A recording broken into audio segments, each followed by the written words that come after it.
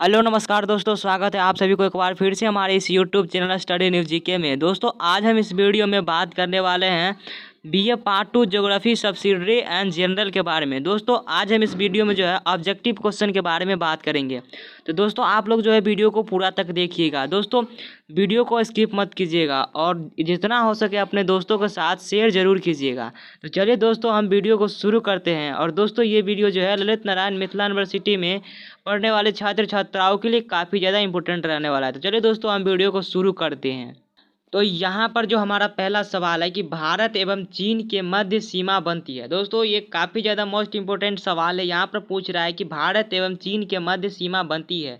यहाँ पर ऑप्शन है रेड क्लिफ रेखा, बी है कर्क रेखा, सी है मैकमोहन रेखा और डी है इनमें से कोई नहीं। दोस्तों भारत एवं चीन के बीच जो सीमा बनाती है वो कौन सी है? तो यहाँ पर जो इसका सही उत्तर हो जाएगा ऑप्शन नंबर यहाँ पर सी हो जाएगा, मैकमोहन रेखा, जो कि भारत एवं चीन के बीच जो है सीमा बनाती है। उसके बाद यहाँ पर दूसरा सवाल है कि दूसरा सवाल में है कि भारत के मध्य से गुजरती है। भारत के मध्य से गुजरती है। यहाँ पर ऑप्शन है मकर रेखा, बी है विषुवत रेखा, सी है अंतर्राष्ट्रीय तिथि रेखा और डी है कर्क रेखा। दोस्तों भारत के मध्य से जो गुजरती है वो है कर्क रेखा। तो यहाँ पर ऑप्शन नंबर डी इसका सही उत्तर हो जाएगा, कर्क रेखा। उसके बाद अगला सवाल में यहाँ पर है कि रेड क्लिफ रेखा किन देशों के मध्य सीमा निर्धारित होती है। रेड क्लिफ रेखा जो है किन देशों के मध्य सीमा निर्धारित होती है। तो यहाँ पर जो इसका सही उत्तर हो जाएगा यहाँ पर ऑप्शन नंबर ए है भारत चीन, बी है भारत पाकिस्तान, सी है भारत बांग्लादेश और डी है भारत म्यांमार। तो दोस्तों रेड क्लिफ रेखा जो है तो किन देशों के बीच सीमा बनाती है। तो दोस्तों यहाँ पर जो इसका सही उत्तर हो जाएगा ऑप्शन नंबर बी हो जाएगा, भारत एवं पाकिस्तान के बीच रेड क्लिफ रेखा जो है सीमा निर्धारित करती है। उसके बाद जो है यहाँ पर चौथा सवाल है कि भारत के राज्य की संख्या है। भारत के राज्य की संख्या है। दोस्तों भारत के राज्य की संख्या है, भारत के जो राज्य की संख्या कितनी है? 28 है। तो यहाँ पर ऑप्शन नंबर 20 का सही उत्तर हो जाएगा 28। उसके बाद यहाँ पर 5 नंबर सवाल है कि भारत के अंतिम दक्षिण बिंदु है। भारत के जो अंतिम दक्षिणी बिंदु है यहाँ पर ऑप्शन है कन्याकुमारी, बी है इंदिरा गांधी, सी है रामेश्वर और डी है इनमें से सभी। तो दोस्तों भारत के जो अंतिम दक्षिणी बिंदु है तो कौन है? कन्याकुमारी। तो यहाँ पर ऑप्शन नंबर इसका ए सही उत्तर हो जाएगा, कन्याकुमारी। उसके बाद यहाँ पर छठा सवाल है कि भारत का प्राचीनतम शैल क्रम है। भारत का जो प्राचीनतम शैल क्रम है यहाँ पर ऑप्शन है अक्रियन शैल, बी है धारवाड़ शैल और सी है कुरप्पा शैल और डी है गोंडवाना शैल। तो दोस्तों भारत का जो प्राचीनतम शैल है कौन सा है? तो अक्रियन शैल है। तो यहाँ पर अक्रियन शैल हो जाएगा। यहाँ पर ऑप्शन नंबर ए इसका सही उत्तर हो जाएगा। उसके बाद यहाँ पर 7 नंबर सवाल है कि भारत की सबसे बड़ी खाड़ी है। दोस्तों भारत की सबसे बड़ी खाड़ी है। तो यहाँ पर इसका सही उत्तर हो जाएगा ऑप्शन नंबर डी हो जाएगा, बंगाल की खाड़ी। और ये भारत का नहीं पूरे विश्व का जो है सबसे बड़ी खाड़ी है बंगाल की खाड़ी। उसके बाद यहाँ पर 8वां सवाल है कि दक्कन ट्रैप का महत्व किसके लिए है। दक्कन ट्रैप का जो महत्व है वो किसके लिए है? तो दक्कन ट्रैप यहाँ पर ऑप्शन नंबर ये है लावा की काली मिट्टी, बी है कोयला, सी है सोना व लोहा और डी है इनमें सभी। तो दोस्तों दक्कन ट्रैप जो है वो लावा की काली मिट्टी के लिए जान जाते हैं। तो यहाँ पर ऑप्शन नंबर ए इसका सही उत्तर हो जाएगा। उसके बाद 9वां सवाल है कि हिमालय की सर्वोच्च श्रेणी है। दोस्तों हिमालय की सर्वोच्च श्रेणी को क्या कहा जाता है?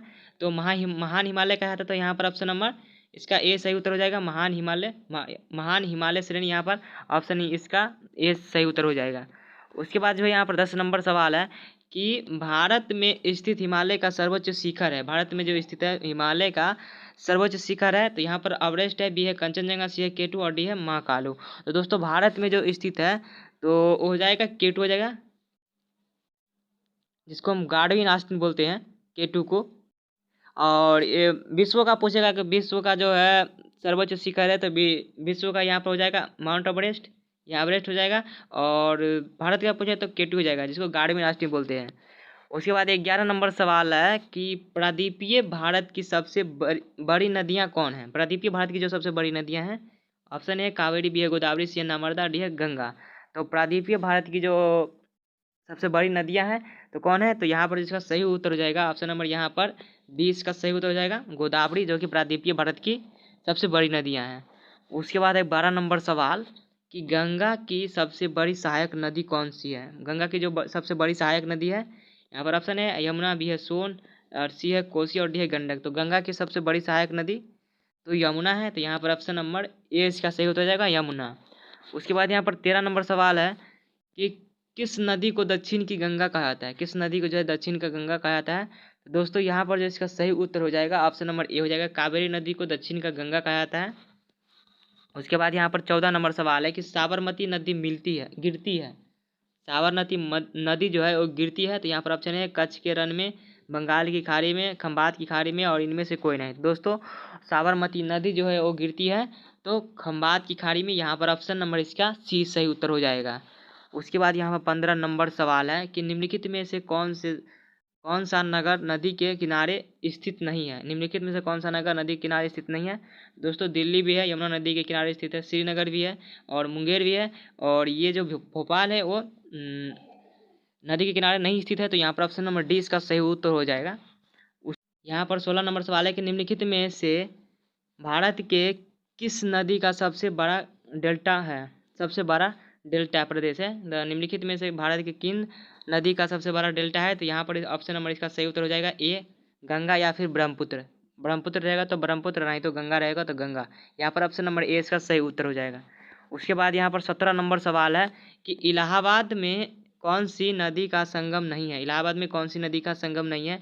दोस्तों इलाहाबाद में गंगा का भी संगम है, यमुना का भी संगम है, सरस्वती का भी संगम है। तो दोस्तों कोसी नदी जो है उसका जो है इलाहाबाद में संगम नहीं है। उसके बाद यहाँ पर जो 18 नंबर सवाल है कि कौन सा वृक्ष झारखंड के जंगलों में मिलता है। कौन सा वृक्ष जो है झारखंड के जंगलों में मिलता है। तो दोस्तों झारखंड के जंगलों में जो मिलता है वो साल का वृक्ष मिलता है, ताड़ का नहीं मिलता है, चंदन का नहीं मिलता, महोगनी का नहीं मिलता है, और ये साल का वृक्ष मिलता है। तो यहाँ पर ऑप्शन नंबर ए इसका सही उत्तर हो जाएगा। उसके बाद 19 नंबर सवाल है कि सागवान के जंगल इनमें से कहाँ मिलते हैं। मतलब सागवान के जंगल जो है मतलब इन राज्यों में से कहाँ मिलते हैं। तो यहाँ पर ऑप्शन ए है मध्य प्रदेश, बी है झारखंड, सी है हिमालय के दक्षिणी ढाल और डी है कर्नाटक। दोस्तों सागवान के जो जंगल मिलते हैं कहाँ मिलते हैं, तो इसका सही उत्तर हो जाएगा ऑप्शन नंबर ए हो जाएगा मध्य प्रदेश में। मध्य प्रदेश में सागवान के जंगल मिलते हैं। उसके बाद यहाँ पर 20 नंबर सवाल है कि नहरें किस राज्य में सिंचाई का मुख्य साधन। नहरें किस राज्य में सिंचाई का जो है मुख्य साधन है। दोस्तों नहर जो है सिंचाई का मुख्य साधन कहाँ है, तो उत्तर प्रदेश में है। तो यहाँ पर ऑप्शन नंबर बी ए इसका सही उत्तर हो जाएगा। उसके बाद 13 नंबर सवाल है कि तालाब सिंचाई का प्रमुख साधन है। तालाब जो है सिंचाई का प्रमुख साधन है। तो दोस्तों ये जो है दक्षिणी भारत का प्रमुख साधन है। यहाँ पर ऑप्शन नंबर सी इसका सही उत्तर हो जाएगा, दक्षिणी भारत। 22 नंबर सवाल है कृषि किस क्रियाकलाप के अंतर्गत आता है। तो दोस्तों कृषि जो है वो प्राथमिक क्रियाकलाप के अंतर्गत आता है। तो यहाँ पर ऑप्शन नंबर डी इसका सही उत्तर हो जाएगा। उसके बाद जो है 23 नंबर सवाल में पूछा जा रहा है कि उद्योग किस क्रियाकलाप के अंतर्गत आता है। तो उद्योग जो है किस क्रियाकलाप के अंतर्गत आता है, तो उद्योग द्वितीय क्रियाकलाप के अंतर्गत आते हैं। ऑप्शन नंबर बी इसका सही उत्तर हो जाएगा।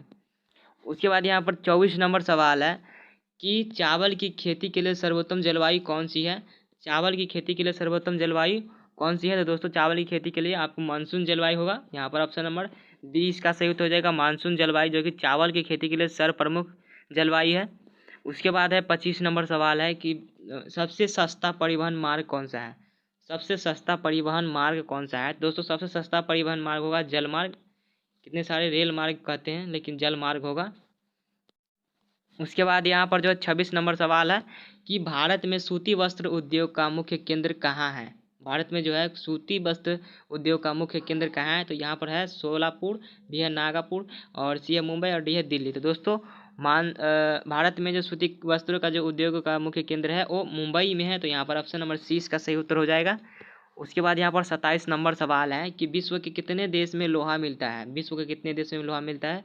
तो यहाँ पर ऑप्शन नंबर सी इसका सही उत्तर हो जाएगा 45 देशों में, जो कि विश्व के 45 देश में लोहा मिलता है।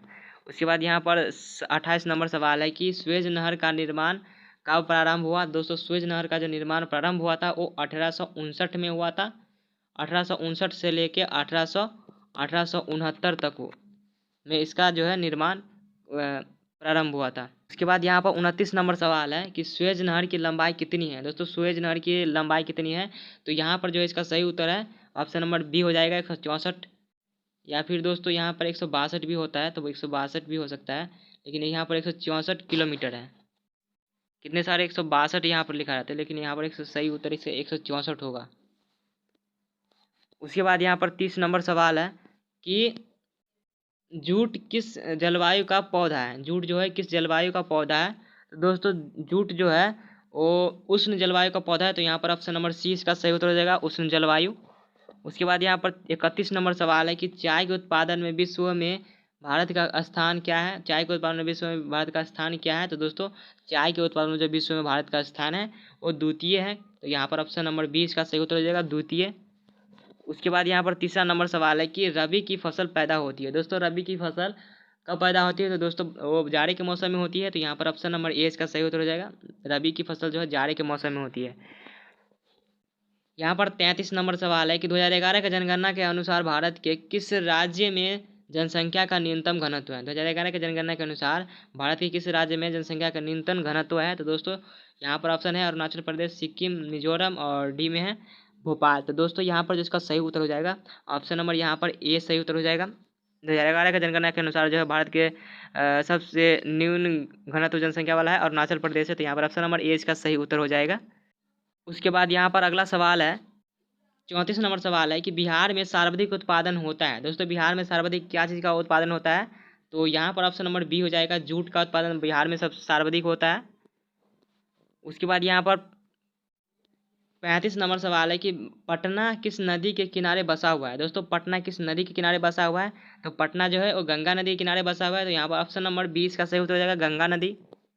उसके बाद यहाँ पर 36 नंबर सवाल है कि मिथिला पेंटिंग किस स्थान से संबंधित है। मिथिला पेंटिंग जो है किस स्थान से संबंधित है। यहाँ पर ऑप्शन ए है आरा, बी है कटिहार, सी है मधुबनी और डी है दरभंगा। तो दोस्तों मिथिला पेंटिंग जो है आपको पता होगा बिहार मधुबनी जिला से संबंधित है। यहाँ पर ऑप्शन नंबर सी इसका सही उत्तर हो जाएगा, मधुबनी। उसके बाद यहाँ पर 37 नंबर सवाल है कि बिहार में लीची शहर किसे कहते हैं। बिहार में लीची शहर किसे कहते हैं। तो दोस्तों बिहार में जो लीची शहर किसे कहते हैं, यहाँ पर ऑप्शन है भागलपुर, बी है अररिया, सी है बांका और डी है मुजफ्फरपुर। तो बिहार में जो लीची शहर कहते हैं वो मुजफ्फरपुर को कहते हैं। तो यहाँ पर ऑप्शन नंबर डी इसका सही उत्तर हो जाएगा, मुजफ्फरपुर। उसके बाद जो यहाँ पर 38 नंबर सवाल में है कि बिहार की उत्तरी सीमा पर कौन से देश हैं, है ना। बिहार की उत्तरी सीमा पर कौन देश हैं। तो दोस्तों बिहार की उत्तरी सीमा पर जो है नेपाल है। तो यहाँ पर ऑप्शन नंबर सी इसका सही उत्तर हो जाएगा। उसके बाद यहाँ पर 39 नंबर सवाल है कि बिहार में चाय की खेती होती है। दोस्तों बिहार में चाय की खेती कहाँ होती है। ऑप्शन है आरा, बी है किशनगंज, सी है सहरसा, डी है सुपौल। तो दोस्तों बिहार में जो चाय की खेती होती है वो किशनगंज में होती है। तो यहाँ पर ऑप्शन नंबर बी इसका सही उत्तर होगा। उसके बाद यहाँ पर 40 नंबर सवाल है और ये हमारा लास्ट सवाल है दोस्तों। तो यहाँ पर 40 नंबर सवाल में कि बिहार में गर्मी का मौसम रहता है। बिहार में गर्मी का मौसम रहता है। दोस्तों बिहार में जो बिहार में होंगे उसको पता होगा कि बिहार में गर्मी का मौसम कब से कब तक रहते हैं। तो दोस्तों बिहार में जो है गर्मी का मौसम रहता है तो मार्च से जून तक रहता है। यहाँ पर ऑप्शन नंबर जो है डी इसका सही उत्तर हो जाएगा, मार्च से जून तक बिहार में गर्मी का मौसम रहता है। तो दोस्तों आज का हमारा ये छोटा सा प्रयास आपको कैसा लगा, इसका राय मुझे कमेंट में ज़रूर दीजिएगा। और अभी तक मेरे चैनल पर नए हो तो चैनल को सब्सक्राइब जरूर कीजिए और वीडियो को लाइक कीजिएगा और जितना हो सके अपने दोस्तों में शेयर जरूर कीजिएगा। फिर मिलते हैं दोस्तों किसी और वीडियो में, तब तक के लिए जय हिंद, जय भारत।